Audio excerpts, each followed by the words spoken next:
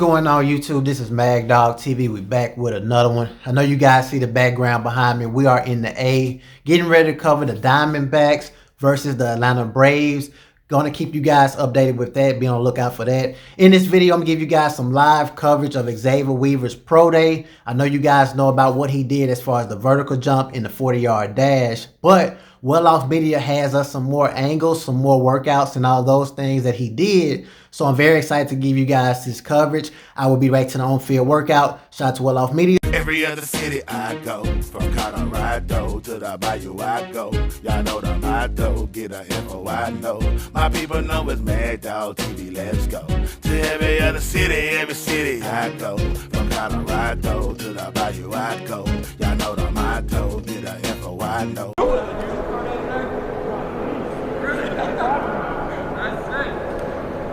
What? My boy's getting ready. You know it.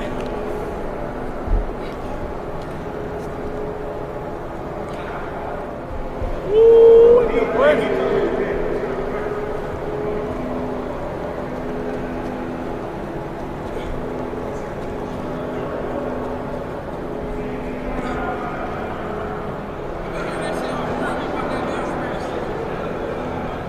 Nobody wants to see that run no more.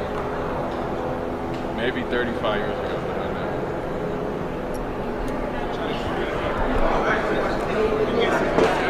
You guys see right now, Coach Prime is jogging around the football field. I can remember those days when he could barely walk. And so to see him move around the field is absolutely phenomenal. Says a lot about how much he has improved. Very inspiring. You guys see Xavier Weaver is stretching because he understands how important this pro day is. This is the difference between being drafted or going undrafted. We all know how it is, especially in this game of football, man. It's easy to just label him as injury prone if he do not perform in this pro day. So he had to perform in this pro day. The focus of the line drill and how it helped him. So it's funny when he came in talking, when I walked in the room, Coach talking about trust. What he talking about is real, man, with the trust. Like, that was our issue, and I know that it wasn't a trust between us because I didn't buy into what he was saying, but when you buy into the work that he tells you to do, the line drills, it's gonna make you a 10 times better player. I remember he got an example of a line drill. We was doing a line drill before we played, I think Temple. A little back shoulder, a little back shoulder drill. The shit that be impossible sometimes to catch. Couldn't catch it to save my life. He came to me after practice like, just don't worry about it. He gonna score the game-winning touchdown tomorrow. That catch was for the game-winning touchdown the next day. So it's like the line drills matter. It's like the small stuff you want to try, the tempo, the drop steps, the how he wants you to practice. When you do that, it's going to be, I went from being, I probably had like 300 yards my junior year, not listening to him, senior year, easy 1,000-yard receiver, easy. Because it's like I just bought into what he was saying, just the work, the practice habits, the going, playing fast, playing full speed at all times, and fucking it up full speed. That's how you going to get it right. Like, you got to go fast. You got to practice with a moment. You got to practice with intention. So when you do that, you actually listen to what Coach saying, it's like, he really gonna get you right. Some very good stuff right there, man. He's absolutely correct. Being coachable is very important because this is the difference between, as he said before, having 300 yards and having 1,000 yards. I can remember coming out of high school, all the successful stats, all the records and all those things. But what held me back was my pride, not being coachable, not being patient. Patient is one of the things that put me in position of where I was in as far as not having the success because I was impatient. You couldn't tell me anything. But as he said before, that's the difference between having success and not having success. It's a lot harder now for these players because they're making so much money, NIL deals, all of this stuff like that is in the way, social media. But at the end of the day, if you can be coachable, you can go a lot further in life. Not just football, but in life in general. One hand low and behind, one hand low and behind. And I told him, he didn't believe it because it was a difficult catch, so he didn't really put a whole lot of effort in. He didn't try very hard. He can tell you that. But that Saturday, when we played Temple, that what won the game. It was a low hand, it was a low ball, low and behind. He had to catch that bitch with one hand because the defender was here. He couldn't get the other hand to it. He caught it with this hand, rolled out, and scored the winning touchdown. From that point on, I deemed myself the Black Nostradamus. Right, because I foreseen that shit. You said you had a dream, I want to hear that. You gotta foresee stuff, guys. You gotta foresee it. Whether you see it yourself, but if I see the vision and I tell you, trust me. I'm telling you right now, we got something in here that we can be really special, man. But everybody got to buy in. And this is the last thing I'm going to say about this trust shit. I'm going to refer it back to my days at Oregon State. I'm sitting in a room just like this. We just came together, new coach, former players sitting there, and everybody looking at me. You sitting here looking at me, gauging me, trying to figure me out, trying to figure me out, trying to figure me out. It took us 4 weeks for them to finally trust me, and they got better. But what we do? What happened in that process? What did we waste? We wasted time. We wasted 4 weeks. We wasted 4 weeks. I get the analytics of what you guys are doing. You're trying to figure out Coach Phillips cool. Is he nice? Is he good? Is he gonna be this? Is he gonna be that? I don't know. What do we know what he talking about? I get all that. But if you stand up here and if you can stand behind me or beside me, and you can stand up here beside me and you've accomplished everything that I've accomplished already, then I can see you doubting that shit or questioning it. But if you can't stand up here with me side by side, then there's no reason for you to doubt or question. Fair? That's facts. You like to say that all the time. Facts. You can't stand up here and accomplish and have the same accomplishments that I've had, then you have no reason to doubt or question. I need you to trust me. I am here to help you. I am going to help you. And I'm not going to help just Travis Hunter or Jimmy. I'm going to help you, Gavin. I'm going to help you, Tag. I'm going to help everybody in this fucking room. I'm going to help everybody. Because what? Everybody's in here. It's not a secret.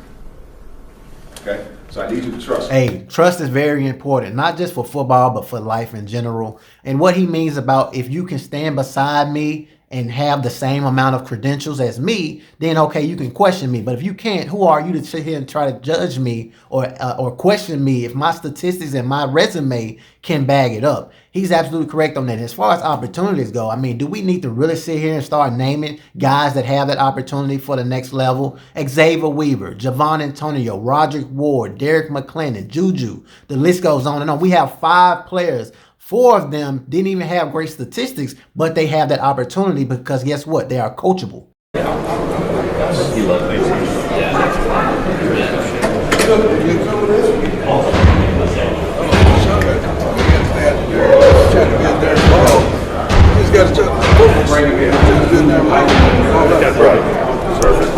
Get out of contact. Hey, Shallow. Shallow.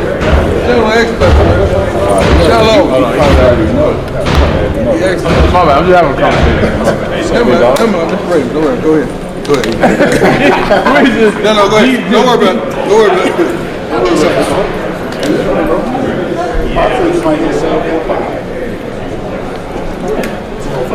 I didn't see it. Like our offense was watching me. What? Fast. I was like, out. I just settled up. I'm like, Lord, he's 21. I know we straight now. We straight now. He got 21 on. We straight now. 2-1.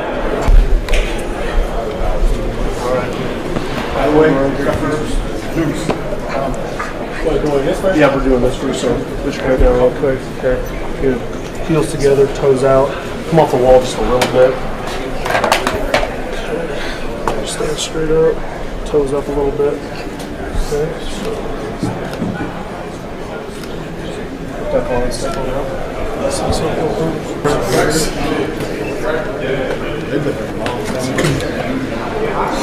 Handshake is trying to stretch all this. It's good though. It's good.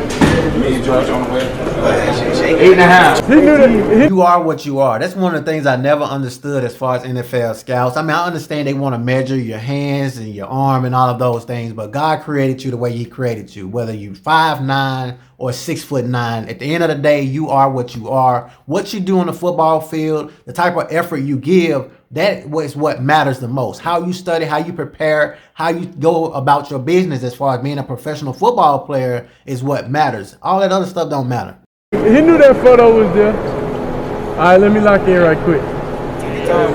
Turn up, man. Hey, bro, you the cameraman, bro. You supposed to be up close. Why you so fucking far back? Because I'm trying to get the commentary. Bro, why is too. you over here? I'm trying to get the commentary. So go get this photo too, man. Go get this photo too. No, he about to get it for it too, I believe. Go get this photo. I gotta get the commentary. I gotta get his people, rooting for him. You know what I'm saying? Go get this photo too, man. Me and you,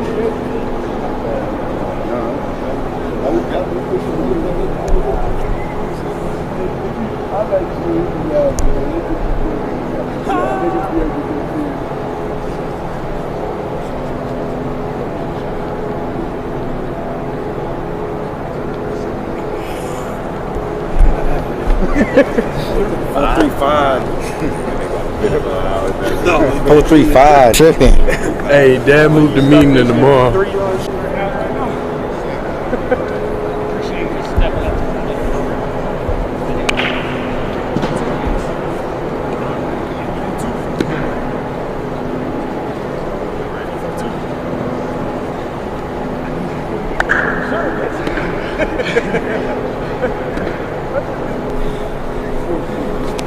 Stupid.